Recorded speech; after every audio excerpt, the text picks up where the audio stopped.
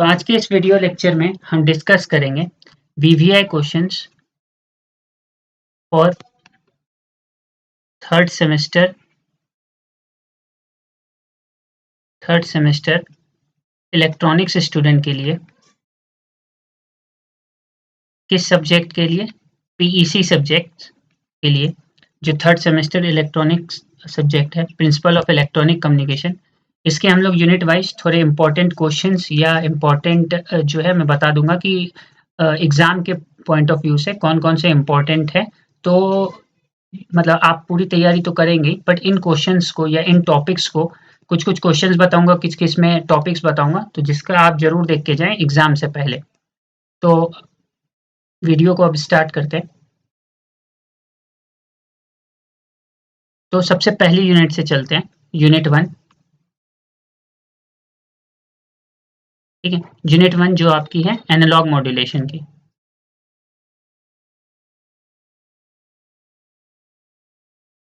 ठीक है, तो इम्पोर्टेंट वाइज तो ये यूनिट काफ़ी इम्पोर्टेंट है। ठीक है, आप काफ़ी सारे क्वेश्चंस देखोगे इस यूनिट से। तो अब थोड़ा क्वेश्चन डिस्कस कर लेते हैं कि कौन कौन से क्वेश्चंस इसमें आ सकते हैं। जैसे कि सब मतलब एक क्वेश्चन है, डिफाइन मॉड्यूलेशन। पहले तो मॉड्यूलेशन बताना है आपको क्या क्या होता है and why it is necessary.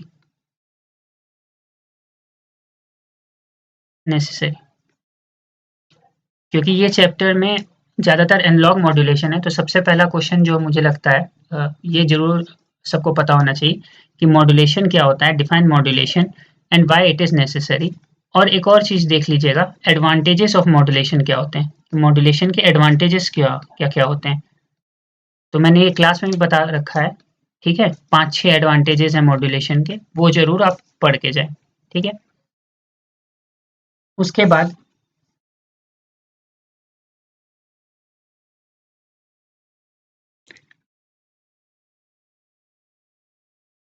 ठीक है, उसके बाद जब आप मॉड्यूलेशन में, तो इस चैप्टर में आप देखोगे तो जैसे फिर आप पढ़ लेना डेफिनेशन क्या होती है आपकी एम्पलीट्यूड मॉड्यूलेशन की।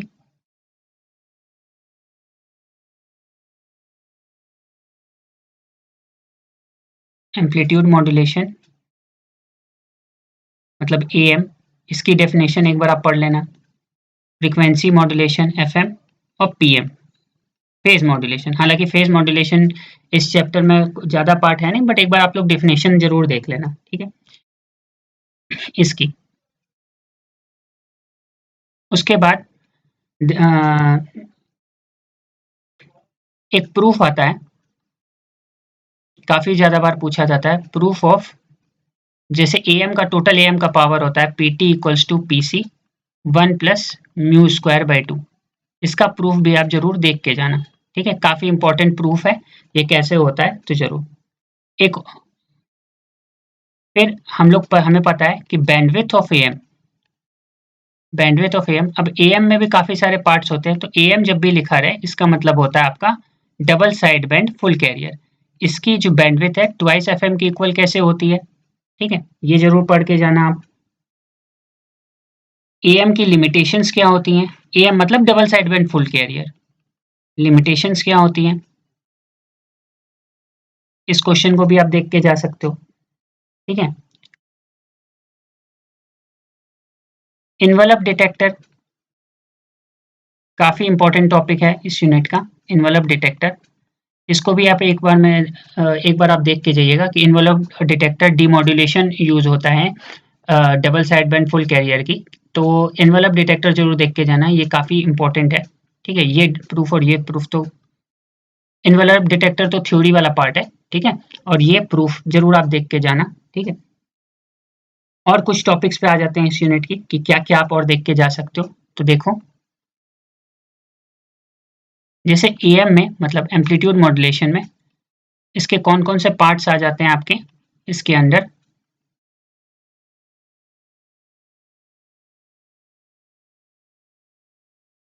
देखो, डीएचबी एफसी मतलब double side band full carrier, फिर DHB SC double side band suppressed carrier, एक आता है single side band suppressed carrier, और आता है एक और आता है आपका वेस्टिजियल साइड बैंड। ठीक है, तो देखो डीएसबी एफसी में क्या इसकी मतलब इसमें बैंडविड्थ क्या होती है एएम की, डबल साइड बुन आपका डबल साइड बैंड आपका फुल कैरियर में बैंडविड्थ कितनी होती है आप इसकी इसमें, ठीक है। इसके फ्रीक्वेंसी डोमेन एनालिसिस जरूर पढ़ के जाना, ठीक है। और जितने भी फॉर्मूलेज मैंने क्लास में करा रखे हैं, इफिशिएंसी के फॉर्मूला, टोटल पावर का फॉर्मूला, और भी जितने फॉर्मूले करवाए गए हैं वो जरूर देख के जाइएगा, क्योंकि ये सब्जेक्ट में ना न्यूमेरिकल प्लस थ्योरी इस पहले यूनिट में आपका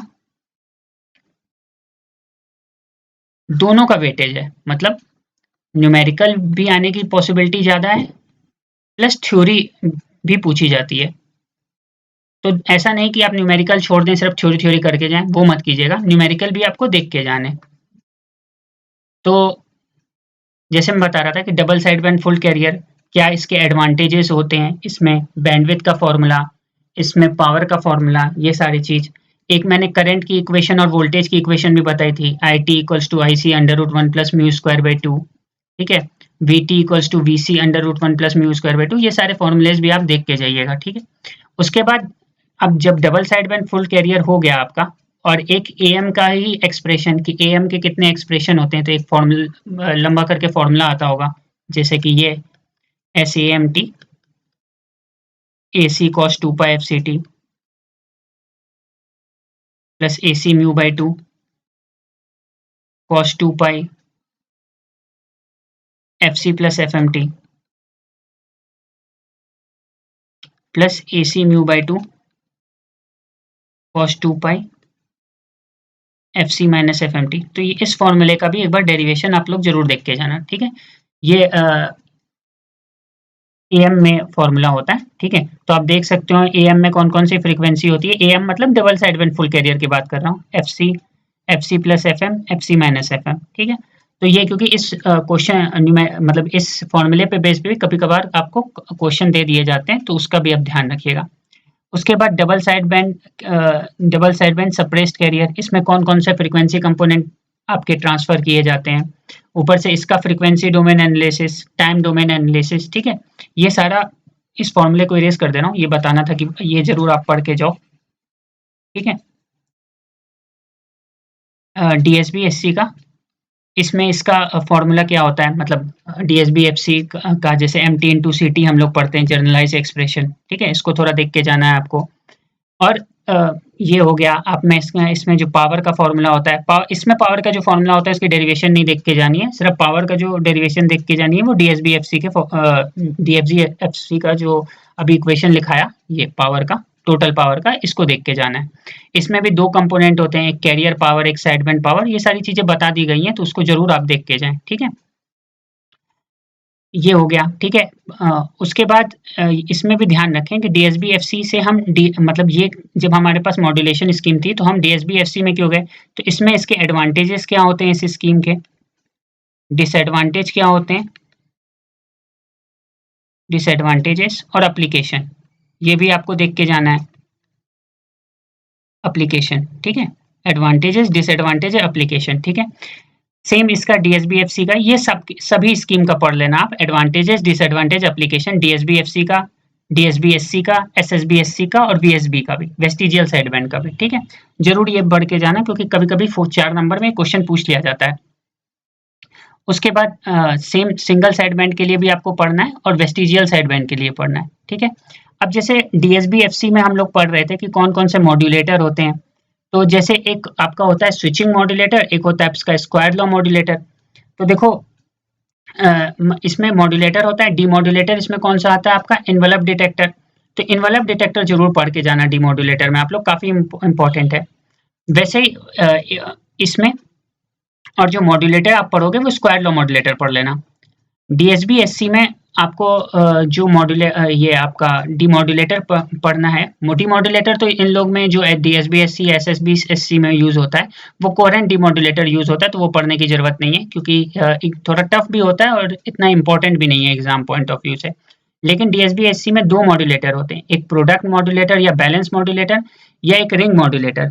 तो आप ध्यान रखना कि डीएसबी-एससी में जो है आप कम से कम प्रोडक्ट मॉड्यूलेटर या बैलेंस मॉड्यूलेटर भी इसको कहते हैं, वो जरूर पढ़ के जाना। ठीक है, तो मॉड्यूलेटर जो दो के पढ़ के जाना है, एक डीएसबी एफसी का और एक डीएसबी एससी का मॉड्यूलेटर जरूर पढ़ के जाना। ठीक है, उसके बाद एसएसबी एससी का वही एडवांटेज डिसएडवांटेज फॉर्मूलेस। अच्छा, एक और फॉर्मूले से बहुत क्वेश्चन आता है, percentage power saving. Percentage power saving इसके फॉर्मूले से कितना आता है, मतलब पावर सेविंग कितनी हो रही है डीएसबी एससी में in comparison to DSB FC. ठीक है, वैसे ही एसएसबी एससी में कितनी पावर सेविंग हो रही है डीएसबी एफसी के कंपैरिजन में। एक पावर परसेंटेज पावर सेविंग का फॉर्मूला आता है दोनों के केस में, तो वो जरूर आप पढ़ लेना। ठीक है, वेस्टिजियल साइडबैंड के बारे में भी आप पढ़ लेना कि वेस्टिजियल साइडबैंड कहाँ होता है। ठीक है, मतलब वेस्टिजियल सेगमेंट कहाँ होता है, इनका एप्लीकेशन क्या होता है, इसका एडवांटेज क्या होता है, ये सारा आपको जरूर पढ़ के जाना है। तो इतना ये सारे क्वेश्चंस हो गए। और एक और क्वेश्चन आप पढ़ लेना, डिफरेंस बिटवीन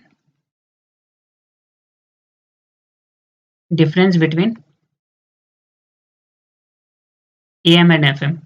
ठीक है, 4-5 पॉइंट जरूर आप पढ़ लेना, difference between am and FM, क्योंकि ये भी पूछ सकता है। एफएम इतना डिटेल में नहीं है इस यूनिट में, बट फिर भी आप बेसिक्स देख के जाना कि एफएम होता क्या है। इसलिए मैंने पहले ही बता दिया था कि एएम पीएम और एफएम की डेफिनेशन तो आप जरूर पढ़ के जाना। ठीक है, difference between am and FM ये जरूर पढ़ के जाना। और जैसे मैंने बताया ये सारी चीज proof, bandwidth of AM to FM क्या होता है, एएम की लिमिटेशन, इनवलप डिटेक्टर, और यहाँ पे भी जो सारे पॉइंट माने कम से कम इतना तो आप कवर करके जरूर जाइएगा। ठीक है, अब आ जाते हैं आपका सेकेंड यूनिट में।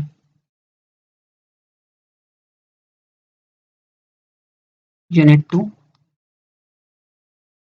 ठीक है, यूनिट 2, यूनिट का नाम pulse analogue modulation.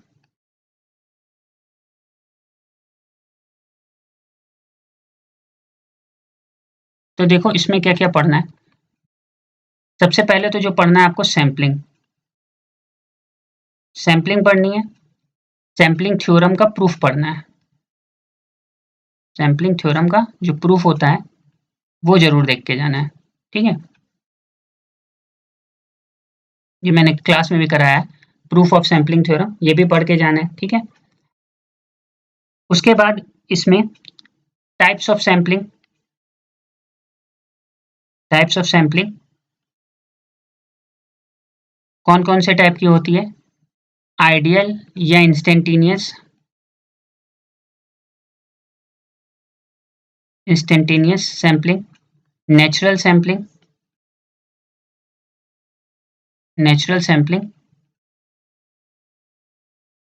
Flat top sampling.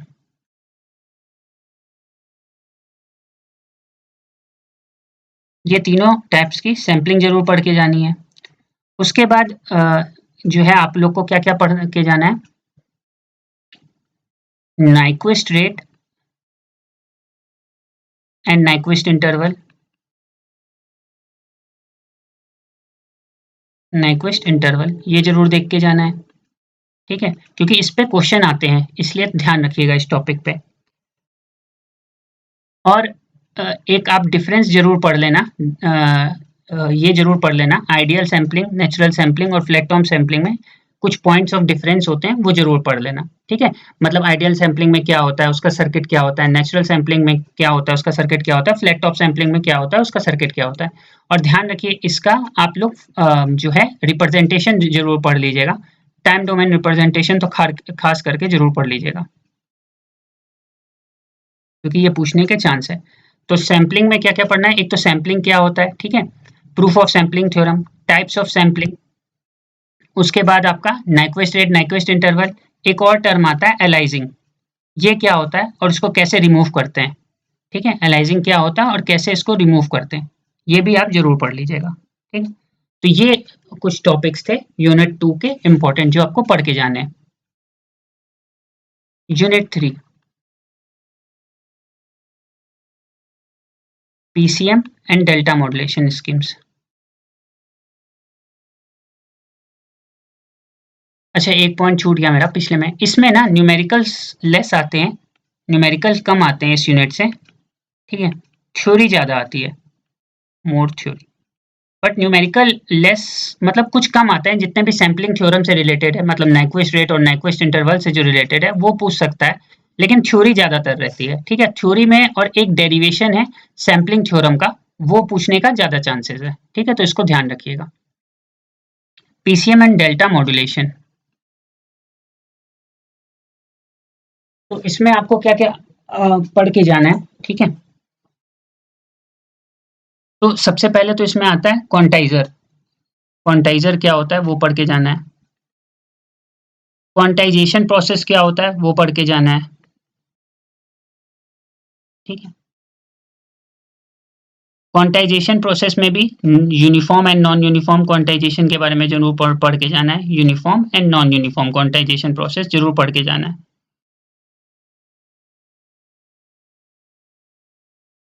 Quantization,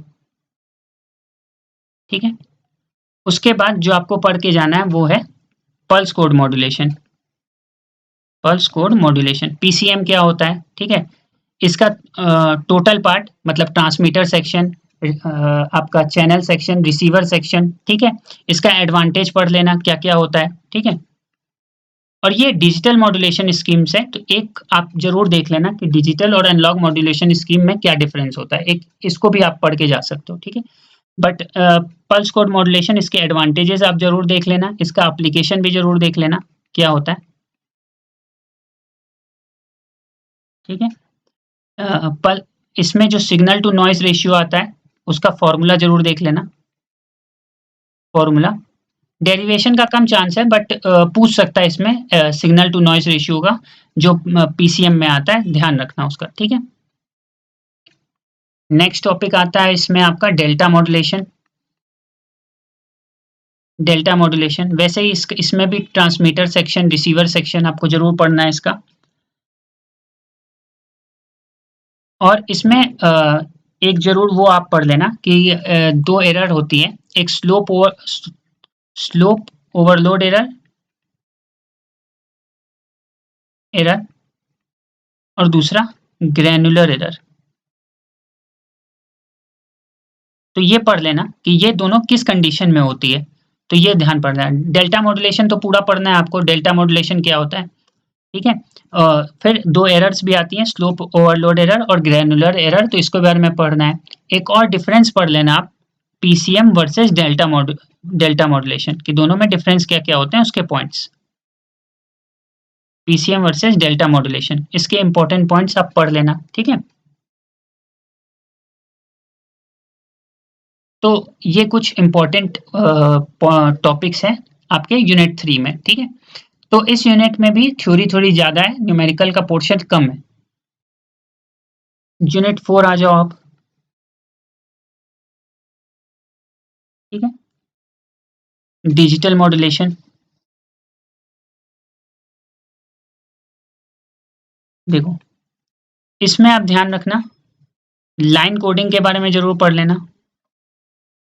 वो भी किस टाइप की, आरजेड और एनआरजेड। ठीक है, एक return to zero, non return to zero, ये दोनों जरूर पढ़ लेना। इंटर सिंबल इंटरफेरेंस क्या होता है वो भी जरूर पढ़ लेना। Inter symbol interference,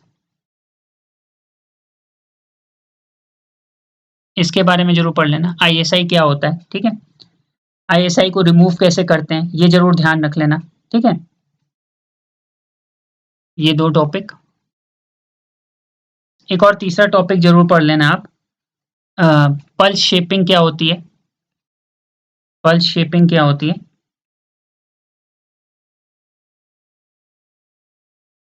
Nyquist criteria,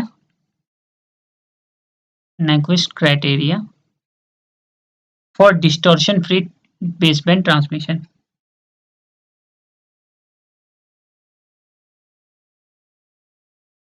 baseband transmission,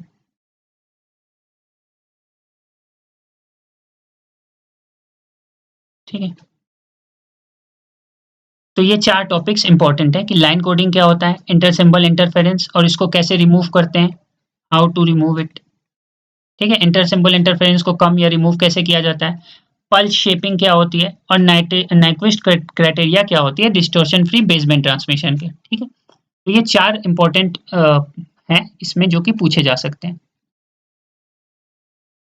ठीक है, यूनिट 5 देखो आप, इस यूनिट का नाम है उसका spread spectrum modulation. Spread spectrum modulation, तो इसमें देखो आप जो है सबसे पहले तो ये पढ़ लेना आप सीडीएमए क्या होता है, कोड डिवीजन मल्टीपल एक्सेस, इसके बारे में जरूर पढ़ लेना। Frequency hop spread spectrum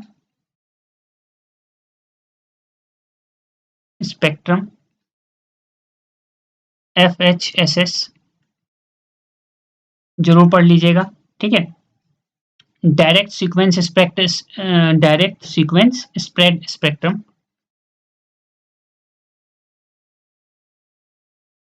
spectrum ये भी जरूर पढ़ लीजिएगा। तो अब देखो इससे मैं ज़्यादा इंपॉर्टेंट बता भी नहीं रहा हूँ क्योंकि ये यूनिट ही थोड़ी टिपिकल है। तो देखो अगर किसी का कम्युनिकेशन जिसको बिल्कुल भी कुछ नहीं आता है, ठीक है, वो पहला यूनिट 1, 2, 3 और थोड़ा मोड़ा यूनिट 4 जरूर पढ़ के जाए। ठीक है, 1, 2, 3 इसीलिए क्योंकि ज़्यादातर पॉसिबिलिटी ऑफ क्वेश्चन ऐसे मुझे लग रहा है कि 1, 2, 3 से ज़्यादा पूछा जाएगा। और अगर टाइम बचे तो 4 और 5 को भी आप थोड़ा थोड़ा देख लें। ठीक है, लेकिन ये पहले 3 यूनिट पे ज़्यादा फोकस करना है, जिसका कुछ भी नहीं तैयार है। और जिसका सब तैयार है उसको तो कोई दिक्कत ही नहीं है। ठीक है, वो तो अपने पूरे 5 यूनिट को अच्छा करे और ये सब जो टॉपिक्स हैं उस पर थोड़ा स्पेशल ध्यान दे के जाए। ठीक है, तो ये मेरे तरफ से कुछ इंपॉर्टेंट क्वेश्चंस और कुछ इंपॉर्टेंट टॉपिक्स हो गए 5 यूनिट तक के। अगर आपको कोई डाउट हो तो आप कमेंट सेक्शन में पूछ सकते हैं। बाकी आपको अगर ये वीडियो पसंद आए तो लाइक, शेयर एंड सब्सक्राइब करें हमारे यूट्यूब चैनल को। Thanks for watching our video.